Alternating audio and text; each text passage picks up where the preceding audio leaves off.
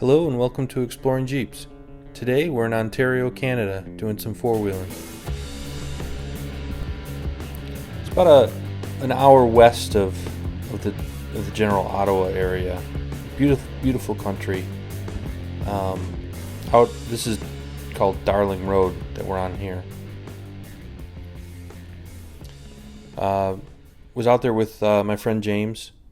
James is from the area and knew the area pretty well, knew how deep this water was.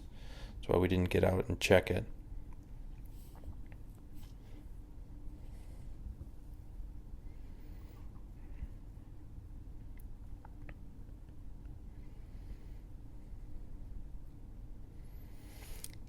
Got to do a little bit of photography.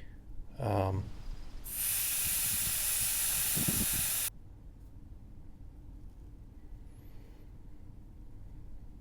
can see the glaciated rock where the glaciers swept over this rock and made the striations in it, the lines in it.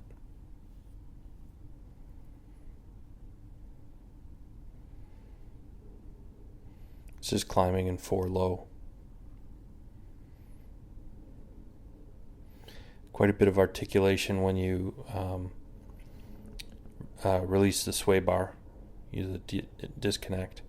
One of the things I've noticed that no matter how well you videotape or film, things never look as steep as they are in real life. This would have been difficult to walk up to give you a sense of how steep that was. Here's a picture of James's Jeep. He's got a Sport with 33-inch tires on it. Looks nice.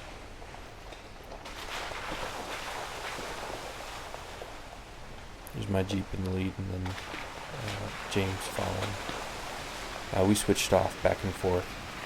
Okay, so the question of what do you bring with you when you're going off-roading, or this specifically off-roading, not really overlanding, because we definitely don't have enough stuff in here. For me, I'm bringing a camera, which I have on the tripod, a few lenses, GoPro for some cool stuff. Keep that in a nice bag. Then I have more of my survival gear.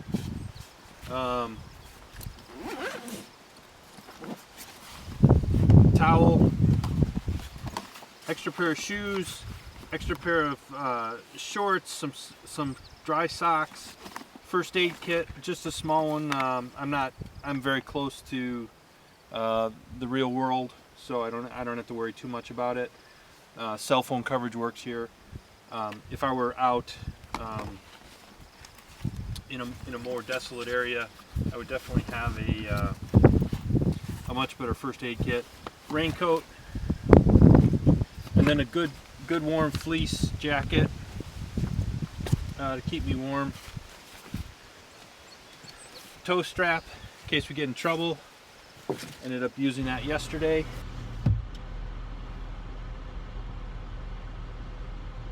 Yeah, let me know when you're ready.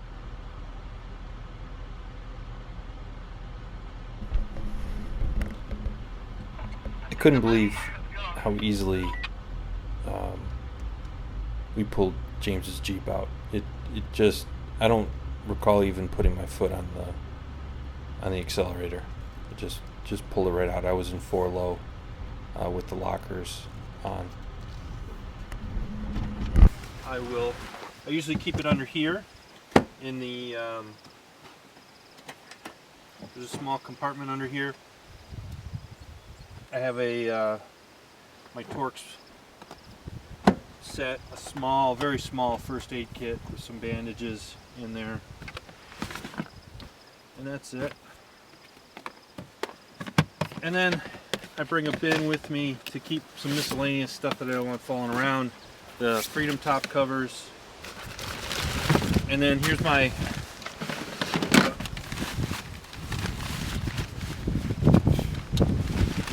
air compressor.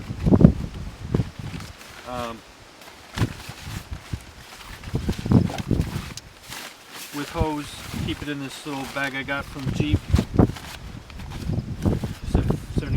anniversary bag or whatever. And believe it or not, I have a light in here, some duct tape. You never know. Seriously, this is some good Gorilla Tape. Very, very strong. You never know what you're going to need that for. And then I have some cleaning supplies for the Jeep that I normally keep with me. And that's about it. Other than some food and water up front, that's about all I need to take this thing off-road and come back safe. One of the nice things about spending some time in an area is being able to go over the same terrain both ways, kind of play around, explore new little offshoots of the trail. This was about a 20-degree drop here at the bottom. Really had to take it slow. I tried at the top to use hill descent control at one point, but it was too steep for it. We would have ended up really bottoming out here down at the bottom.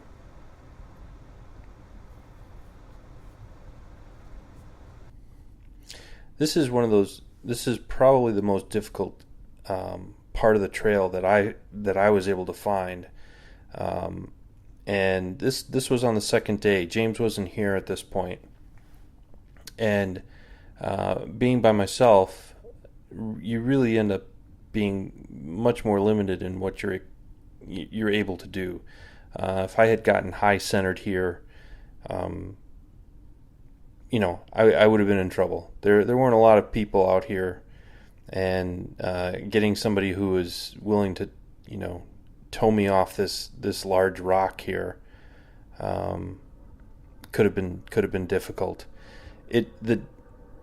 The problem is after this big rock, you can see there's the dirt there. It just really dipped down, and there was no way I was gonna get off that without getting high centered. So turned it around, not turned it around, but went in reverse and got out of there while I still could. There's a shot from underneath in the back, hanging off the trailer hitch. It's always interesting to see the articulation and the shocks in the back. So we found another place. This again was about a 20-degree drop here. It looks smaller than it was, but it was pretty steep.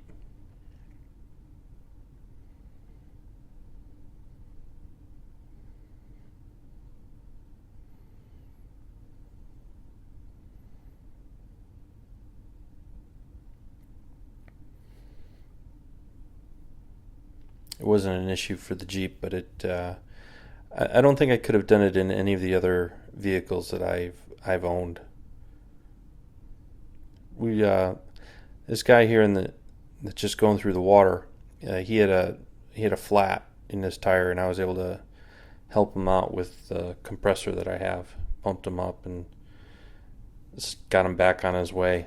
These guys look like they were having a blast. It's kind of funny. You can see what they do here.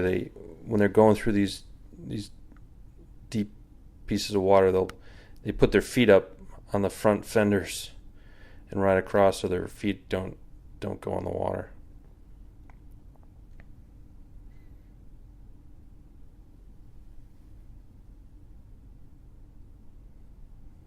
These were two they look like high school or middle school kids out having a blast.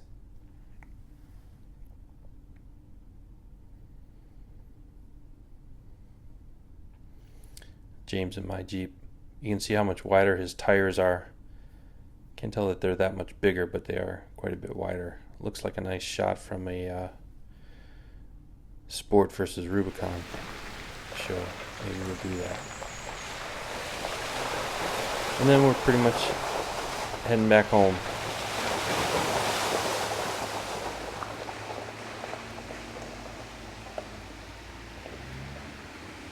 And the last thing to do after a good day on the trails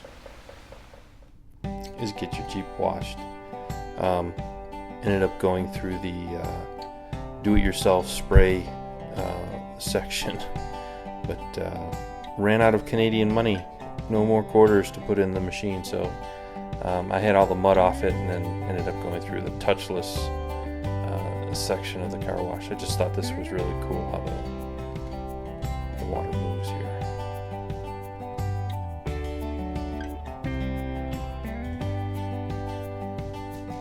Great trip though, a lot of fun. Thanks to James for taking me up there, and thanks to you for watching.